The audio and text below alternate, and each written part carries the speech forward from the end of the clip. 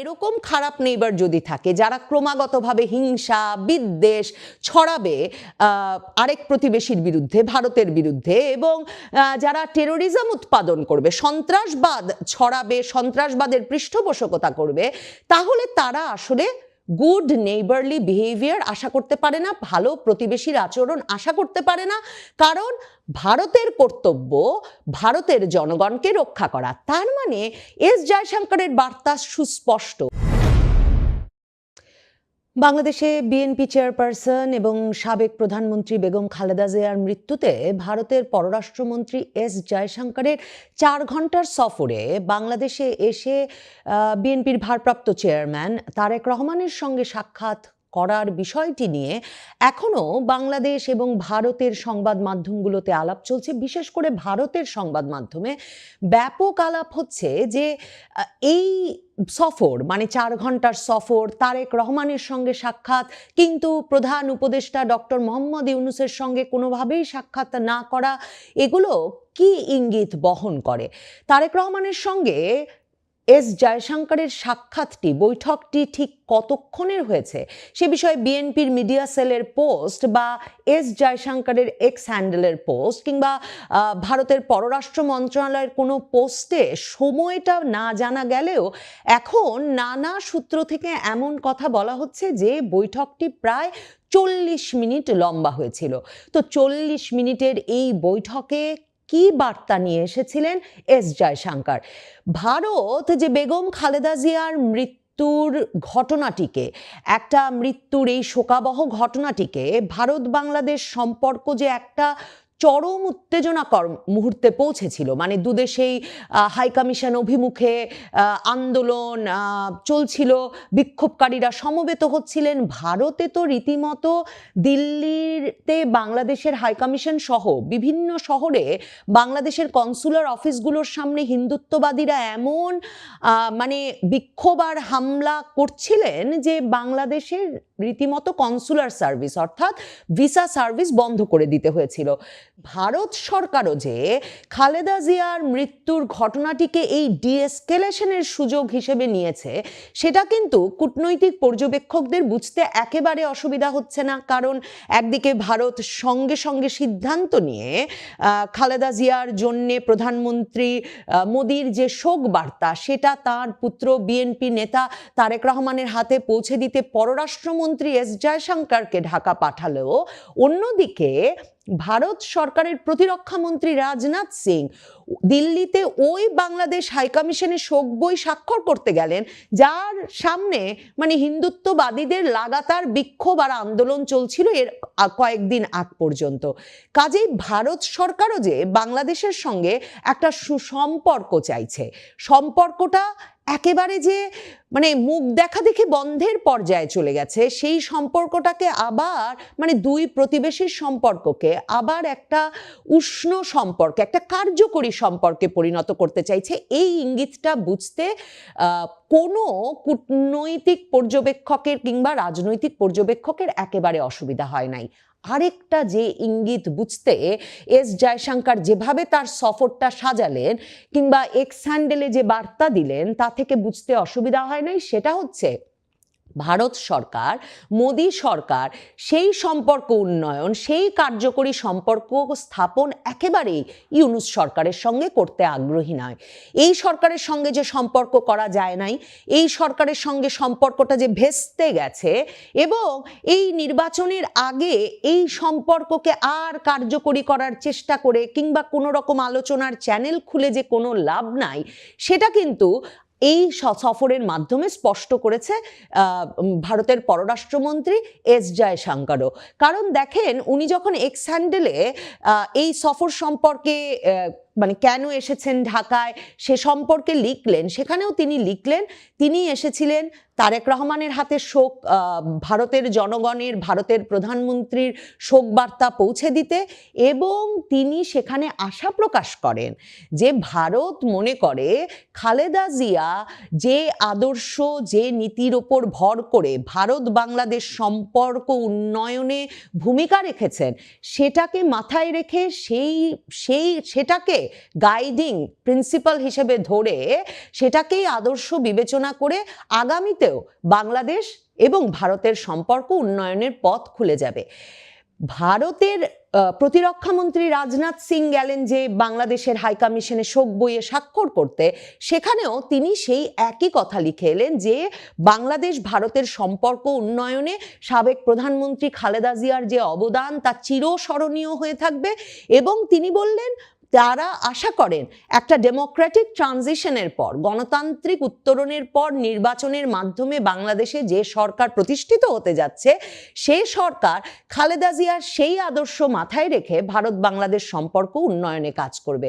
যদি প্রধানমন্ত্রী মোদির শোকবার্তাটা পড়েন, প্রধানমন্ত্রী মোদির শোকবার্তাতেও তিনি সেই একই কথা লিখেছেন। তিনি বলেছেন যে ভারত বাংলাদেশ সম্পর্ক উন্নয়নে খালেদা জিয়ার যে অবদান সেটা তারা গভীর কৃতজ্ঞতার সঙ্গে স্মরণ করেন এবং মনে করেন সেটাই একটা মাপকাঠি হতে পারে যার ভিত্তিতে তারেক রহমান সাহিবকে উদ্দেশ্য করে তার যে চিঠি লেখা, যেখানে তিনি প্রিয় তারিক রহমান সাহিব বলে উল্লেখ করেছেন এবং একটা ব্যক্তিগত চিঠি লিখেছেন সাবেক প্রধানমন্ত্রী পুত্রকে, সেখানে তিনি কিন্তু সুস্পষ্টভাবে এই আশা প্রকাশ করেছেন যে তারা আশা করেন খালেদা জিয়ার সেই আদর্শের উপর ভর করেই বিএনপির আগামী নেতৃত্ব এগিয়ে যাবে। তার মানে পরিষ্কার ভারতের বার্তা, ভারত একটা গণতান্ত্রিক উত্তরণের মাধ্যমে যে সরকার গঠিত হবে ভারত প্রত্যাশা করছে, ভারত চাইছে, সেটা বিএনপি এবং সেটা এক রকমের হয়তো ভারত যৌক্তিক বলে মনে করছে, কারণ আওয়ামী লীগ বিহীন বাংলাদেশে বিএনপি সবচেয়ে বড় দল যেহেতু, কাজেই বিএনপিকে যৌক্তিকভাবে আগামী নির্বাচনের বিজয়ী দল ধরে নিয়ে ভারত এই প্রত্যাশা করছে যে তারেক রহমানের নেতৃত্বে খালেদা জিয়ার আমলে যেমন ভারত বাংলাদেশের একটা কার্যকরী সম্পর্ক ছিল, এবং ভারতের পত্রপত্রিকাগুলো পরিষ্কার লিখছেন যে শেখ হাসিনা আর খালেদা জিয়ার রাজনীতির প্রধান পার্থক্যটাই হচ্ছে একজনকে ভারতের মিত্র, আরেকজনকে ভারত বিরোধী রাজনীতিক হিসেবে বাংলাদেশে চিহ্নিত করা হয়। কাজেই এই ভারত বিরোধী রাজনীতিক হিসেবে উপমহাদেশে ভারত বাংলাদেশে পরিচিত যেই খালেদা জিয়া, যেই সাবেক প্রধানমন্ত্রী, তার সময়ও তো ভারত বাংলাদেশের একটা কার্যকরী সম্পর্ক ছিল, ভারত সেটাই চাইছে। এস জয়শঙ্কর এই সফরের দুদিন বাদে যখন একটা শিক্ষা প্রতিষ্ঠানে, ভারতের উচ্চ শিক্ষা প্রতিষ্ঠান আইআইটি মাদ্রাসে ছাত্রদের সঙ্গে মত বিনিময়ে গেলেন, তখন সেখানে এক শিক্ষার্থী তাকে প্রশ্ন করলো যে এই যে মাত্র আপনি বাংলাদেশে ঘুরে এলেন, বাংলাদেশের সঙ্গে সম্পর্কটার এখন যে অবস্থা, কি বার্তা নিয়ে ওখানে আপনি গিয়েছিলেন? মানে কৌতূহলটা ভীষণভাবে দানা বেঁধে উঠেছে, কারণ সম্পর্কটা যখন মুখ দেখাদেখি বন্ধের, তখন সাবেক এক প্রধানমন্ত্রীর জন্য শোক জানাতে যে ভারত উদ্যোগী হয়ে উঠল, ভারতের যে সুনির্দিষ্ট বার্তা আছে সেটা বুঝতে কিন্তু ভারত বাংলাদেশে কারো অসুবিধা হচ্ছে না। সেই শিক্ষার্থীর প্রশ্নের জবাবে এস জয়শঙ্কর পরিষ্কারভাবে বললেন যে কূটনীতিটা আসলে নির্ভর করে কমন সেন্স, মানে সাধারণ বিচার বুদ্ধি আর পলিশড বিহেভিয়ার, ভালো ব্যবহারের যে মান সেটার ওপরে।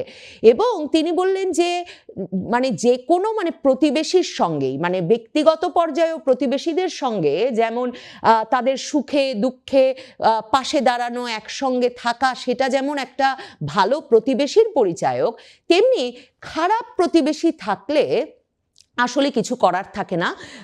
যেমন তিনি বললেন আমাদের ক্ষেত্রে, ভারতের ক্ষেত্রে নাকি এস জয়শঙ্কর বলছেন, স্পষ্টত বললেন, যেমন আমাদের গুড নেইবার যেমন আছে, খারাপ নেইবারসও আছে। উনি সেখানে কিন্তু আমি সুস্পষ্টভাবে লক্ষ্য করলাম তিনি সেখানে আমাদের খারাপ প্রতিবেশীরাও আছে বললেন, এবং তারপর বললেন যেমন ধরুন যদি ভারতের যদি আমরা পশ্চিমের দিকে তাকাই, যদি ভারতবাসী পশ্চিমের দিকে তাকায়, তাহলে সেই খারাপ নেইবারের উদাহরণ দেখতে পাবে। উনি সুস্পষ্টভাবেই পাকিস্তানের কথা উল্লেখ করলেন, এবং উল্লেখ করে তিনি বললেন যে এরকম খারাপ নেইবার যদি থাকে যারা ক্রমাগতভাবে হিংসা বিদ্বেষ ছড়াবে আরেক প্রতিবেশীর বিরুদ্ধে, ভারতের বিরুদ্ধে, এবং যারা টেরোরিজম উৎপাদন করবে, সন্ত্রাসবাদ ছড়াবে, সন্ত্রাসবাদের পৃষ্ঠপোষকতা করবে, তাহলে তারা আসলে গুড নেইবারলি বিহেভিয়ার আশা করতে পারে না, ভালো প্রতিবেশীর আচরণ আশা করতে পারে না। কারণ ভারতের কর্তব্য ভারতের জনগণকে রক্ষা করা। তার মানে এস জয়শঙ্করের বার্তা সুস্পষ্ট, ভারত ভালো প্রতিবেশী চায়, ভারত ভালো প্রতিবেশীর সম্পর্ক বজায় রাখতে চায় কমন সেন্স এবং ভালো আচরণের ভিত্তিতে। কিন্তু খারাপ আচরণ যদি প্রতিবেশী করে, তারা যদি ভারতের বিরুদ্ধে সন্ত্রাসবাদের চাষ ঘটায়, হিংসা বিদ্বেষের চাষ ঘটায়, তাহলে ভারত তার জনগণকে রক্ষা করবে। এবং সেখানেই শেষ করলেন না এস জয়শঙ্কর, তিনি বললেন যে খারাপ আচরণ করা হবে, সন্ত্রাসবাদ করা হবে ভারতের বিরুদ্ধে, আর ভারতের কাছ থেকে পানি চাওয়া হবে। ইন্ডাস ওয়াটার ট্রিটি, সিন্ধু নদের যে পানি বন্টন চুক্তি বন্ধ করেছে ভারত পেহেলগাম হামলার পরে এপ্রিল থেকে, সেটার কথা উল্লেখ করে সেটা চলবে না, সন্ত্রাসবাদের বিনিময়ে পানি পাওয়া যাবে না। তার মানে ভারত নানা রকম অস্ত্র যে মানে নানা রকম কৌশল প্রয়োগ করে খারাপ নেইবারদেরকে যে সে শিক্ষা দেবে মোদী সরকার, ভারত সরকার, সেটা কিন্তু ভারতের পররাষ্ট্রমন্ত্রী পরিষ্কার করে বললেন। বাংলাদেশের গঙ্গা যে পানি বন্টন চুক্তি, সেই পানি বন্টন চুক্তির মেয়াদ কিন্তু এবছর শেষ হচ্ছে। এই আলোচনাটা কিন্তু থেমে থাকেনি। গঙ্গা পানি বন্টন চুক্তির আলোচনা এই বছরেও 2 তারিখ থেকে আবারও দুই দেশের কর্মকর্তারা পানি মাপা শুরু করেছেন পরবর্তী পদক্ষেপের জন্য। সেটাও টাইমস অফ ইন্ডিয়া খবর করেছে, কারণ এগুলো খুব গুরুত্বপূর্ণ ইঙ্গিত যে ভারত সরকার এখনো বাংলাদেশের ক্ষেত্রে পানি বন্টন চুক্তি বন্ধ করে দেওয়ার মতো বা এ নিয়ে আলাপ বন্ধ করে দেওয়ার মতো কোনো ভূমিকায় যেতে চাইছে না। কিন্তু পরিস্থিতিটা এমন যে বাংলাদেশে ভারতের যে কর্মকর্তারা এসেছেন বাংলাদেশ অংশের পানি মাপতে, আবার বাংলাদেশ অংশের কর্মকর্তারা ভারতে গেছেন ভারত অংশের পানি মাপতে, বাংলাদেশের পানি উন্নয়ন বোর্ডকে কিন্তু বলতে হয়েছে যে বিশেষ নিরাপত্তার ব্যবস্থা করতে হয়েছে বাংলাদেশে এই ভারতীয় কর্মকর্তাদের জন্য বর্তমান পরিস্থিতির কথা মাথায় রেখে। দুদেশের সম্পর্কটা তেমনই বৈরী হয়ে উঠেছে এবং ভারত সরকার নানা ইঙ্গিতে সেই বৈরী পরিস্থিতিতে তারা একদিকে যেমন ইউনূস সরকারের সঙ্গে কোনো আলাপ আলোচনায় যাবে না সেটা নিশ্চিত এবং স্পষ্ট করতে চাইছে, যে কারণে নিরাপত্তা উপদেষ্টা খলিলুর রহমান কিংবা আইন উপদেষ্টা আসিফ নজরুলও যে এসে দেখা করে গেছেন জয়শঙ্করের সঙ্গে, জয়শঙ্কর কিন্তু তার এক্স হ্যান্ডেলে কিংবা ভারতের পররাষ্ট্র মন্ত্রণালয় কিন্তু সেটাকে তাদের কোনো আনুষ্ঠানিক বৈঠক হিসেবে উল্লেখ করে কোনো বিবৃতি দেয় নাই।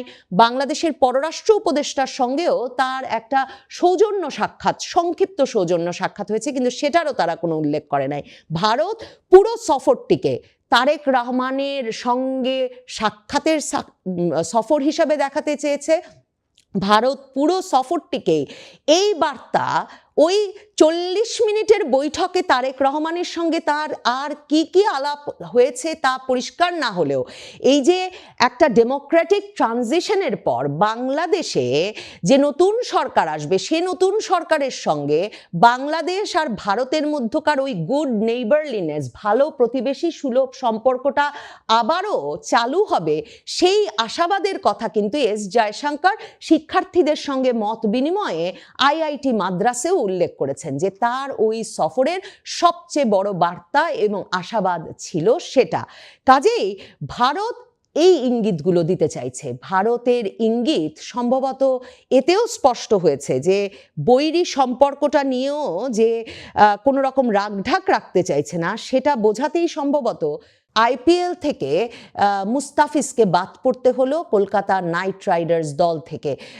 সরাসরি ঊর্ধ্বতন মহলের চাপে, শীর্ষ কর্মকর্তাদের চাপে, ভারতের ক্রিকেট নিয়ন্ত্রক সংস্থা বিসিসিআই এর নির্দেশনায় এই কাজটি করতে হয়েছে শাহরুখ খানের দল কলকাতা নাইট রাইডার্সকে। কাজেই নিশ্চিতভাবে এটাও ভারত সরকারেরই সিদ্ধান্ত ছিল যে বাংলাদেশের একজন শীর্ষস্থানীয় ক্রিকেটার তিনি ভারতের এই জনপ্রিয়তম লিগটিতে খেলতে পারবেন না।